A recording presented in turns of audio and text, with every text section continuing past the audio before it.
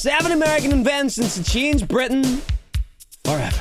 This is going to be one of these videos that makes me kind of shocked, isn't it? I hope I'm not going to see, like, stuff in here that I use every day. You know what I mean? That I thought was born and bred where I'm from. I bet it's going to be every single one of these. Ah, shit. Anyway, hello. Welcome to the show. Hope you guys are doing good. Like I said, we're reacting to 7 American inventions to change Britain forever. If you are new here, my name is Adam. Hello. Hope you're doing absolutely great. Hope you had a great start to the new year. Now let's do this. As somebody who's lived here for 1.6 decades, I've come to realise that these inventions impacted not just the United States, but the rest of the world, including Britain. Now, before Uncle Toby clicks away thinking, what could Americans possibly 1.6 decades? How fucking long is that? A decade is 10 years. 16 years. have given us that we didn't improve with a stiff upper lip and a dollop of sarcasm? Hold your horses, because this isn't just about what's my line. I'm talking about those inventions that crept into our homes, our streets, and even our pockets. And there are so many of them that if this video does well, there will definitely be a part 2, and if it tanks, then just forget I said that. Oh, and speaking of future videos, if you're subscribed to this channel, thanks. If not, do that now. Already have, Lawrence. Already have. In the meantime, without any more faffing about, here are 7 American inventions that changed Britain forever. Let's go. The escalator, invented in 1891 by American inventor Jesse W. 1891. Reno. The first functioning escalators were originally more of a Coney Island novelty. 1891. 30 years ago. They had escalators 30 years ago. 18. That's 130 years. Not 19. 18. Wait, how fucking long is... Wait a minute, what year? Hold on, man, sorry. Invented in 1891 1891, my god, my head's away. Okay, that's 130 goddamn years ago. American inventor Jesse W. Didn't have a TV. Reno. The first functioning escalators were originally more of a Coney Island novelty than a practical solution. Picture this, 19th century thrill seekers stepping onto these mechanical wonders, treating them like the fairground attractions they were. It was less mind the gap and more hold on to your hat. Meanwhile, across the pond, we Brits were quite happy with stairs. Climbing was practically a sport. But by the early 20th century, escalators started to sneak into places like Harrods and the London Underground. Yo, can you imagine how weird that would be? British reluctance to embrace modernity crumbled, though not without drama. Legend has it that the first riders were so unnerved by the experience, they were given brandy to calm themselves down. Today, escalators are found... Yo, I tell you what, if that was me, bro, I'd be just going up and down it every single time. I'd be getting to the top, going down, going on and again, just getting free drinks. You know what I mean? Adam, you've had 6 drinks. Shut up. Give me it. Centres all across Britain. And let's not forget the quintessentially British queuing etiquette that comes with it. Stand on the right, walk on the left, something largely Okay, let me ask you guys something. Sorry for pausing again, man. I pause so much. I apologise. See, when you get on an escalator, do you walk up it while you're on it? Or just stand on the same step? I'll be honest, man. I don't move. I just stand on the same step, bro. What the fuck's the point being on one then? The United States. You know what I mean? From American novelty to British necessity, the escalator proved that sometimes it's okay to take the easy way up. No.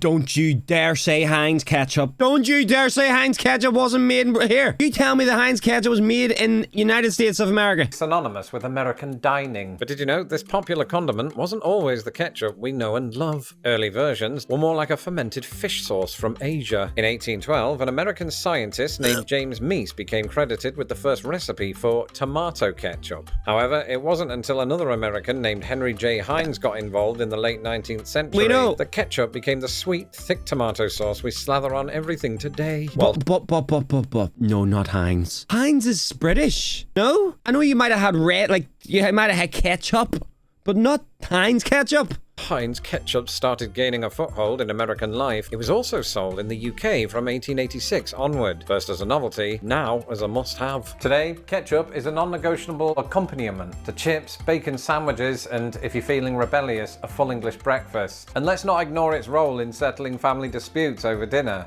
Red sauce or brown sauce. So cheers to Heinz, which also launched baked beans in the UK, paving the way for that most British of meals, beans on toast. Of course, there are countless European inventions that reshaped American life, like, for example, the printing press. Can't believe it. In the 21st century world, where news sources have their own political leanings, staying informed without falling into an echo chamber feels like navigating the London Underground, blindfolded. Take, for example, a recent news event in which Denmark responded to Trump's repeated desire for the US to buy Greenland. How do we see the full spectrum of opinions? Enter Ground News. What? Be sure to strap in Yeah, let's. for this one, because this is one of the coolest inventions ever made. The electric guitar. Hey!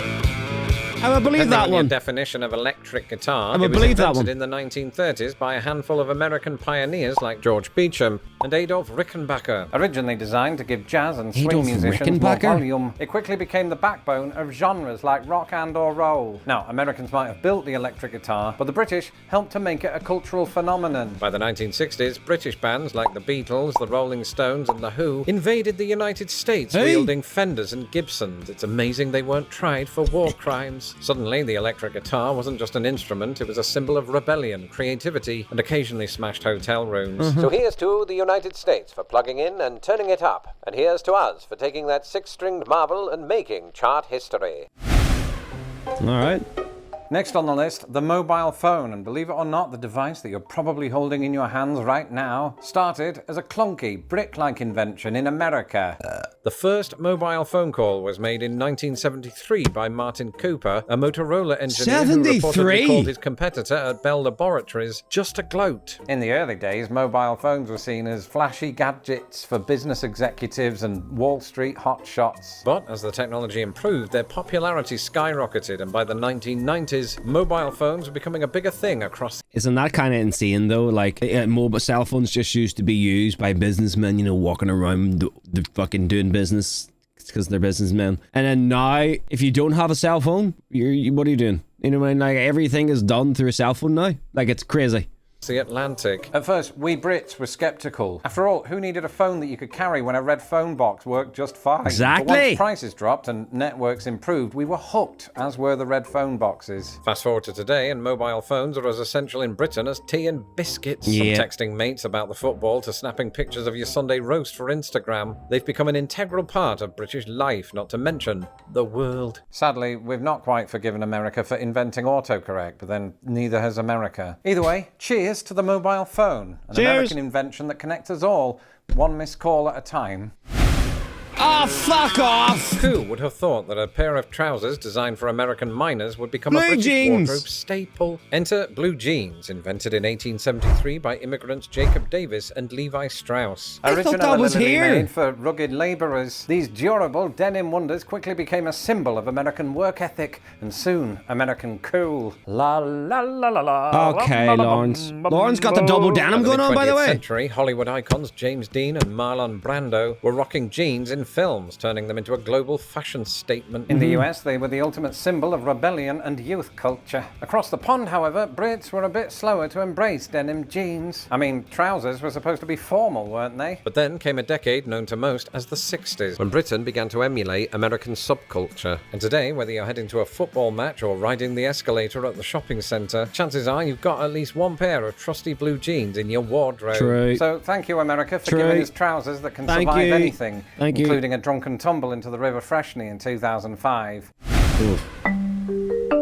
The microwave oven, the magical box that warms up your hot pocket, was an accidental invention. Percy Spencer, an American Raytheon engineer and a man who apparently thought nothing of carrying chocolate bars in his pocket, discovered the power of microwaves in 1945. While working on radar technology, Spencer noticed that microwaves caused said chocolate bar to melt. You know what? Can I give a quick conspiracy theory that I think is correct? Roswell. What year was that? Gotta check here. Make sure I'm correct. Roswell crash. 1947? When was the microwave introduced? But the power of microwaves in 1945. While Oh, never mind. working on radar technology, Spencer noticed that microwaves caused said chocolate bar to melt. And instead of wondering if he had an overheating problem, he accidentally invented the microwave. I thought he said 1948. What I was going to say is alien UFO crashes and suddenly we got a microwave. You know what I mean?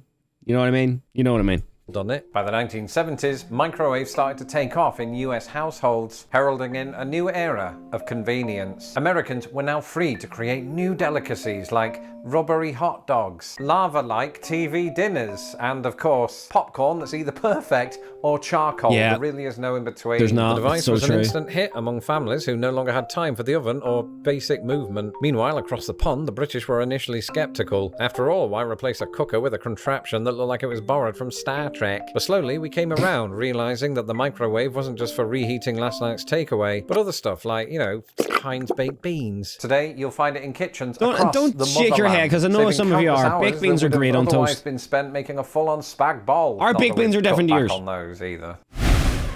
Oh, fuck me. Well, I kind of knew that one. The internet, an invention that forever changed the way we communicate. For instance, right now, from the other side of the Atlantic, Uncle Toby is able to write, No, the internet were invented by Tim Berners-Lee, an Englishman. And while Berners-Lee did invent the World Wide Web, its related HTML language, and other stuff I don't understand, that's not the same thing as inventing the internet, Tobe, so shut it. He really Instead, looks like my it was dad. a product of the US military, developed between the 60s and 80s as a project called ARPANET. The internet wasn't exactly intended for cat memes, but by the late 1900s, this once clunky system of interconnected computers became the World Wide Web. What's he doing there? When the internet first showed up in Britain, it was a slow, screechy affair. Dial-up connections meant waiting ages just to load a single page, and heaven forbid that my dad picked up the landline mid-download. But hey, Lawrence, what? Yo, do we got the same remote? Do we got the same remote, Lauren? You see that? Here? Up the landline mid-download. But as broadband took hold in the early 2000s, the internet transformed British life from how we shop and work to how we watch a YouTube and explain how the internet transformed British life. Today, whether you're binging Netflix, Googling the nearest chippy, or complaining about the Wi-Fi speed, the internet is woven into the fabric of daily life. You gotta love, so cheers you gotta love the floppy disks. Inventing the internet, and to Sir Tim for actually making it work. Well, I think the most shocking thing about that was Heinz ketchup. I don't think I'll ever get over that, because I thought that was a staple here from the UK, but clearly not. Anyway, hope you guys enjoyed the video. Have a great week. Hope you guys are doing great. Make sure to like and subscribe. Oh, and then follow the Twitch if you want. There's a link in the pinned comment. Peace.